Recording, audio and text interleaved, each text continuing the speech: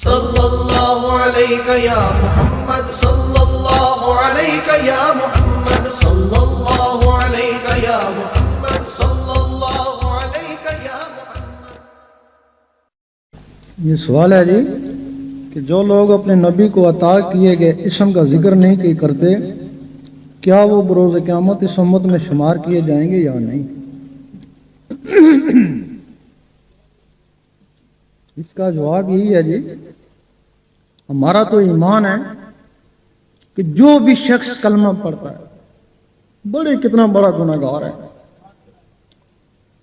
بس منافق نہ ہو، گستاخ نہ ہو، کتنا ہی بڑا گناہگار ہے، کلمہ پڑھتا ہے وہ حضور پاک کے وسیلے سے بخشا ہی جائے گا۔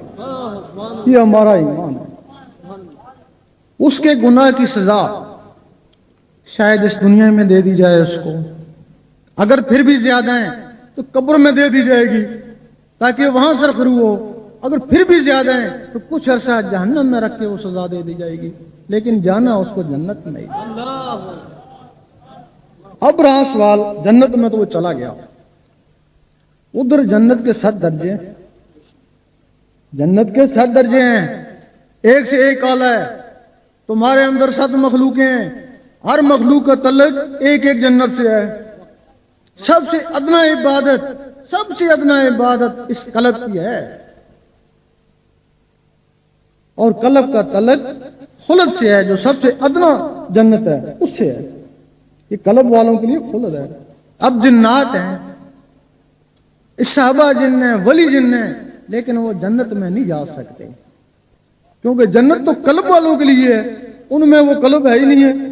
جنت کے باہر ان کو مکان ملیں گے، جنت کے باہر رہیں گے، لیکن اب جو شخص جنت میں خلد میں چلا گیا، دوزخ سے بچ گیا، ادھر قرآن مجید فرماتا ہے کیا ان لوگوں نے سمجھ رکھا ہے ہم ان کو نیکوکاروں کے برابر رکھ دیں گے؟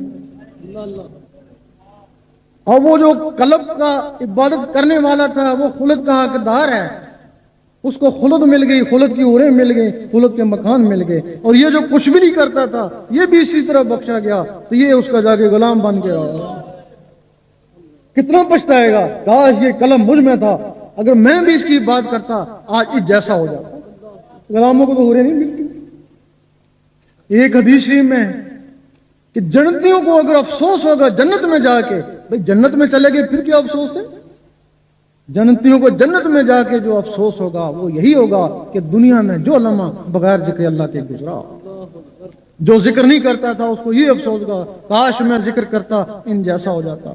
اور قلب والے کہیں گے کاش میں روح کا ذکر کرتا، ایک درجہ اور ہو جاتا، دار اسلام میں چلا جاتا۔ روح والا کہے گا کاش میں سری کی عبادت کرتا، ایک درجہ اور دار اقرار میں چلا جاتا۔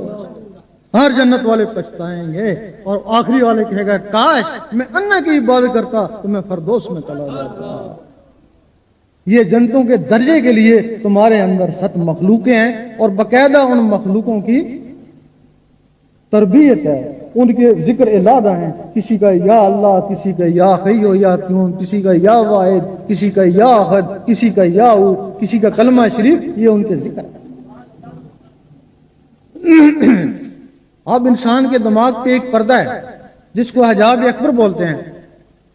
آپ کو کہا جائے مری چلیں گے 2 مہینے کے لیے چلے جائیں، تو آپ بندوبست کریں گے کھانے پینے کا، پیسے کا، کمبل کا، کہ کہیں مجھے وہاں تکلیف نہ ہو، لیکن جہاں ساری عمر کے لیے جانا ہے وہاں کے لیے کوئی بندوبست ہی نہیں ہے۔ وہاں 2 مہینے کے لیے جا رہے ہیں، پھر واپس آ جائیں گے، وہاں سے واپس ہی نہیں آنا، تو اس کے لیے کوئی بندوبست ہی نہیں۔ یہ دماغ پہ ایک حجاب اکبر ہے۔ وہ کب پھٹتا ہے؟ جب آدمی مرنے لگتا ہے۔ جب مرنے لگتا ہے تو وہ شیطان کا حجاب کو شیطان ہٹا لیتا ہے۔ اس وقت وہ آدمی کہتا ہے کاش اب مجھے موقع ملے میں کچھ کر کے دکھاؤں، اب تو موت کا وقت ہے، اب تو کیا کرے گا؟ یا حدیث شریف میں کہ مرنے سے پہلے ہی مر جاؤ۔ وہ کس طرح؟ جب تم یہ ذکر کرو گے، سینے کے 5 ذکر، پھر ایک نفس کا ذکر 6، پھر ایک انا کا دماغ کا ذکر کرو گے جس کا یا ہو کا ذکر ہے، یا ہو کی گرمی سے وہ پردہ پھٹ جائے گا، جیتے جی وہ پردہ پھٹ جائے گا۔ وہ مرتے وقت ہوش آیا، اب جیتے جی ہوش آ گیا، اس وقت دنیا کے لیے کم اور آگے کے لیے زیادہ کرو گے. یہ حجاب اکبر.